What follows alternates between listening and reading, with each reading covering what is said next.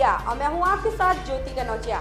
आइए रुक करते हैं खबरों की ओर। रेलवे प्रशासन लखनऊ काठगोदाम एक्सप्रेस सहित 10 ट्रेनों को अब 31 मार्च तक चलाएगा। साथ ही अवध एक्सप्रेस का विस्तार बरौनी रेलवे स्टेशन तक कर दिया गया है। इससे होली पर घर आने वालों को सहूलियत होगी।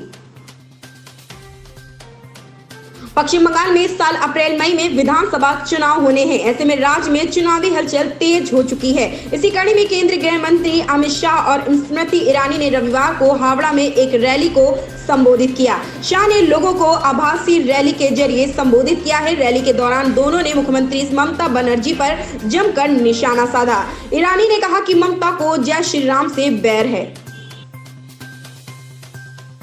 हरियाणा के फरीदाबाद के बल्लभगढ़ की चावला कॉलोनी स्थित मकान नंबर 864 की छत पर रखे ड्रम में टुकड़ों में एक महिला का शव मिलने से सनसनी फैल गई। हत्यारे ने शव के कई टुकड़े कर उसे पॉलीथीन में भर कर रखा था। घटना शनिवार की है।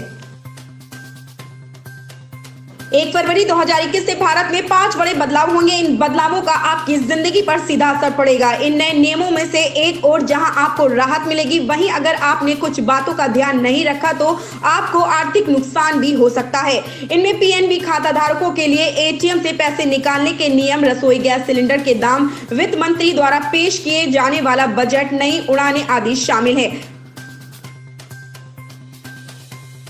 साल 2020 में कोरोना वायरस महामारी से वैश्विक अर्थव्यवस्था प्रभावित हुई है। दुनिया की प्रमुख अर्थव्यवस्थाओं के साथ साथ भारतीय अर्थव्यवस्था पर भी गंभीर असर पड़ा है। आज लोगों और व्यवसायों पर महामारी का गहरा असर हुआ है। ऐसे में railway, tourism, real estate, auto, education आदि सभी सेक्टर्स 1 फरवरी को वित्त मंत्री निर्मला सीतारमण द्वारा पेश किए जाने वाले बजट से आस लगाए बैठे हैं। इस बजट का महत्व इसलिए ज्यादा है क्योंकि मौजूदा समय में भारत की अर्थव्यवस्था में सुस्ती छाई है। इसलिए अब सभी को इस बात का इंतजार है कि वित्त मंत्री के पिटारे से किसको क्या सौगात मिलेगी।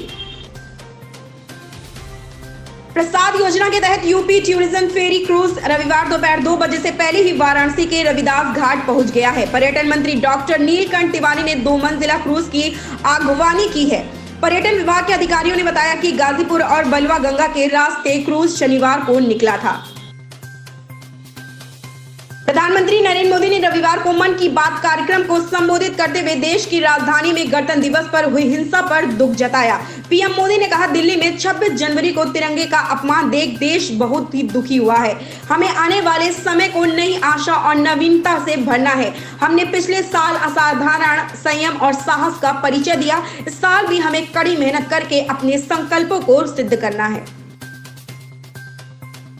देश भर में कोरोना वायरस के चलते बीते साल की शुरुआत में सिनेमा घरों को बंद कर दिया गया था, जिससे सिनेमा घरों संचालकों को खासा नुकसान हुआ था। हालांकि लॉकडाउन खत्म होने के बाद सिनेमा घरों को 50% क्षमता के साथ खोला गया था, लेकिन अब खबर है कि सिनेमा घरों को पूरी तरह से खोलने का निर्णय लिया गया है।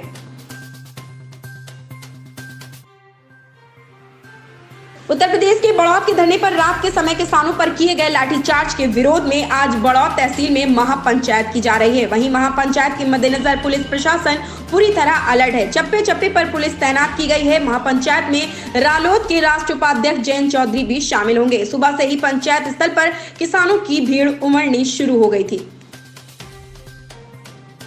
बजट सत्र से पहले यूपी में योगी मंत्रिमंडल का विस्तार। नए मंत्रियों के लिए विधानसभा में तैयार कराए जा रहे कक्ष। आधा दर्जन मंत्रियों के कतरे जाएंगे। परफॉर्मेंस के आधार पर मंत्रियों के अधिकारों में होगी कटौती। 6 नए मंत्रियों को मंत्रिमंडल में किया जाएगा शामिल। फरवरी के पहले सप्ताह 4 फरवरी को हो सकता है मंत्रिमंडल का विस्तार।